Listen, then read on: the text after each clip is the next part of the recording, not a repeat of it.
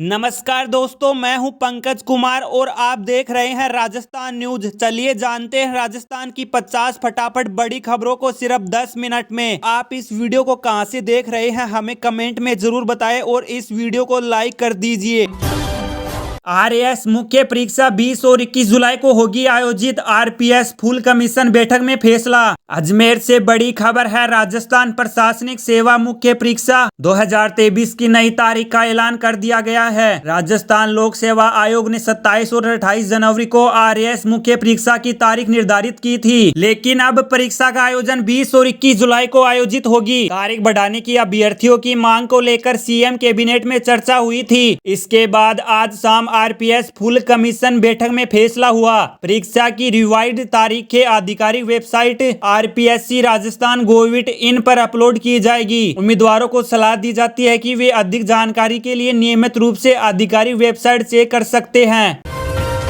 राहुल गांधी की किस बात को लेकर बीजेपी पर भड़के अशोक गहलोत, बोल दी यह बात। कांग्रेस इस समय भारत जोड़ो न्याय यात्रा निकाल रही है और वो इस समय असम राज्य से होकर गुजर रही है। ऐसे में सोमवार को राहुल गांधी भी एक मंदिर जाने लगे तो प्रशासन ने उन्हें रोक लिया। इसके बाद राजनीतिक माहौल गर्मा गया और इसी को लेकर राजस्थान के पूर्व सीएम अशोक गहलोत ने बीजेपी पर निशाना साधा है। राजस्थान के पूर्व सीएम अशोक गहलोत ने कहा कि असम सरकार का लोकतंत्र में भरोसा नहीं है और भारत जोड़ो न्याय यात्रा के बढ़ते जन समर्थन को देखकर भाजपा की घबराहट बढ़ती जा रही है। पूर्व सीएम अशोक गहलोत ने अपने आधिकारिक सोशल मीडिया प्लेटफॉर्म एक्स पर ट्वीट कर कहा कि असम सरकार द्वारा बार बार राहुल गांधी की यात्रा में बाधा पैदा की जा रही है। भजनलाल सरकार जारी रख सकती है फ्री स्मार्टफोन योजना, जान ले आप भी इसको लेकर नया अपडेट। राजस्थान की पूर्ववर्ती गहलोत सरकार ने अपने समय में चिरंजीवी परिवार की 1 करोड़ 33 लाख महिलाओं को स्मार्टफोन देने की स्कीम चलाई थी। चुनाव से पहले कई महिलाओं को इसका लाभ भी मिला, लेकिन अब सरकार बदल गई है तो योजना भी रुक गई है। ऐसे में आगे ये मोबाइल मिलेंगे या नहीं, इस पर नया अपडेट आया है। मीडिया रिपोर्ट्स की माने तो आज सूचना प्रौद्योगिकी मंत्री विधानसभा में इसको लेकर नई जानकारी दे सकते हैं। बता दें कि इस योजना के अंतर्गत 1 करोड़ 33 लाख चिरंजीवी परिवारों की महिलाओं को सरकार की ओर से स्मार्टफोन दिए जाने थे। इसके पहले चरण में अशोक गहलोत सरकार ने 40 लाख महिलाओं को स्मार्टफोन देने की शुरुआत कर दी थी, लेकिन 9 अक्टूबर को विधानसभा चुनाव की आचार संहिता लागू होने के कारण पूर्ववर्ती कांग्रेस सरकार इस योजना का पूरा नहीं कर सकी।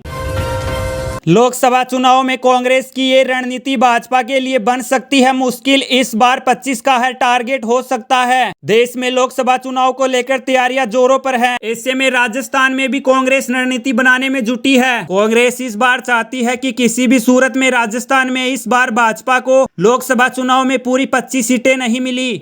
ऐसे में कांग्रेस नई रणनीति पर काम कर रही है। पिछले 2 लोकसभा चुनावों में बीजेपी और उसके सहयोगी दल ने 25 में से 25 सीटें जीती थी, लेकिन इस बार हालात बदले हुए दिखाई दे रहे हैं। राजस्थान विधानसभा चुनाव 2023 के नतीजों में दोनों पार्टियों के लिए कई संदेह छिपे हैं। विशेषकर बीजेपी को इस बार कड़ी चुनौती का सामना करना पड़ सकता है।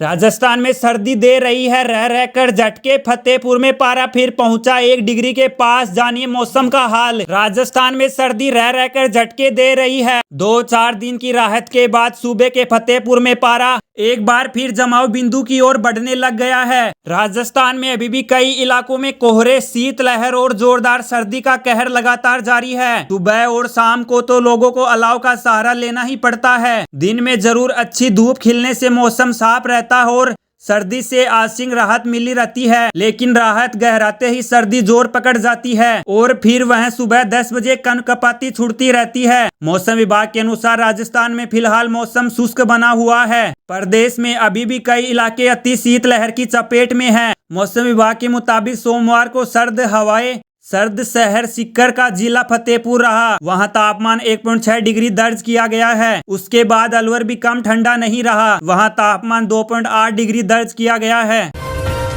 राजीव गांधी युवा मित्र को लेकर विधानसभा में भजनलाल सरकार और कांग्रेस के बीच तीखी तकरार। सरकार बदल जाने के साथ अक्सर कई योजनाओं पर ब्रेक लग जाता है और ऐसी योजना राजीव गांधी युवा मित्र है, जिस पर मुख्यमंत्री भजनलाल शर्मा ने सरकार बनते ही ब्रेक लगा दिया। इसे लेकर आज विधानसभा में भी जमकर हंगामा देखने को मिला। सरकार की ओर से जवाब न मिलने पर विपक्ष ने वर्कआउट पर कर दिया। दरअसल स्थगन प्रस्ताव के जरिए कांग्रेस विधायकों ने राजीव गांधी युवा मित्र योजना का मुद्दा उठाया था। विधायक रोहित बोरा ने कहा कि योजना में युवाओं को केवल राजीव गांधी के नाम पर रोजगार किया गया। प्रधानमंत्री मोदी ने हर साल 2 करोड़ युवाओं को रोजगार देने का वादा किया था।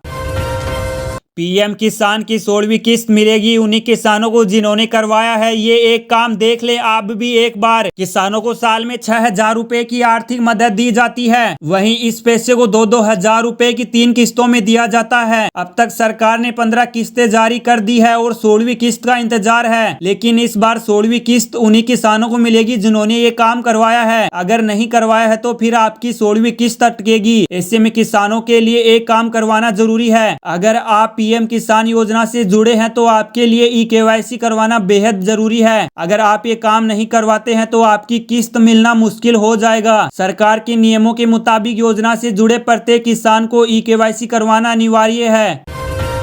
सरकार करेगी किसानों से गेहूं की खरीद जाने रजिस्ट्रेशन करने की अंतिम तिथि। राज्य के सभी जिलों में सरकारी एजेंसियां गेहूं खरीद करेगी। इसके लिए रजिस्ट्रेशन की प्रक्रिया शुरू हो गई। यह 25 जून तक जारी रहेगी। वहीं गेहूं खरीद का काम 10 मार्च से शुरू होकर 30 जून तक चलेगा। केंद्र सरकार ने इसका समर्थन मूल्य 2275 रुपए प्रति क्विंटल तय किया है। इसके अलावा राज्य सरकार राजस्थान कृषक समर्थन योजना के तहत किसानों को 125 रुपए प्रति क्विंटल का बोनस भी देगी। ऐसे में यह राशि 2400 रुपए प्रति क्विंटल हो जाएगी। आपको बता दें कि इस बार रबी की फसल में गेहूं का रकबा 31 लाख हेक्टेयर बुआई का टारगेट रखा जाता है।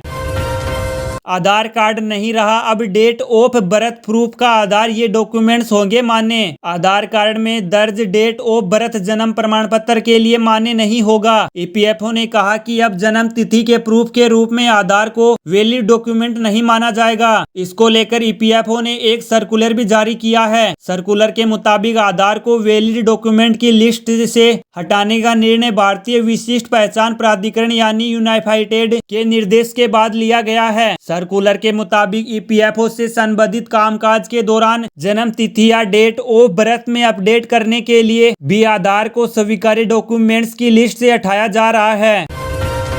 सोने और चांदी में आई तेजी, फटाफट चेक करें आज का भाव, जानिए आपके शहर का हाल। सोने और चांदी की कीमतों में मंगलवार को तगड़ा एक्शन देखने को मिल रहा है। एमसीएक्स पर दोनों मेटल हरे निशान में कारोबार कर रहे। विदेशी बाजारों में भी बुलियन में तेजी दर्ज की जा रही है। इससे पहले दोनों की कीमतों में गिरावट दर्ज की गई। इस पर इक्विटी मार्केट में तेजी और अमेरिका में ब्याज दरों पर फेड के संभावित फैसले का असर देखने को मिल रहा है। फेड से रेट कट की उम्मीद और इक्विटी मार्केट में जबरदस्त तेजी के चलते इंटरनेशनल स्पॉट मार्केट में एक्शन है। सोने और चांदी में मामूली मजबूती दर्ज की जा रही है। कोमेक्स पर सोने का रेट $2030 के पार पहुंच गया है। चांदी की कीमत भी हल्की मजबूती के साथ $22.37 प्रति औंस पर ट्रेड कर रही है।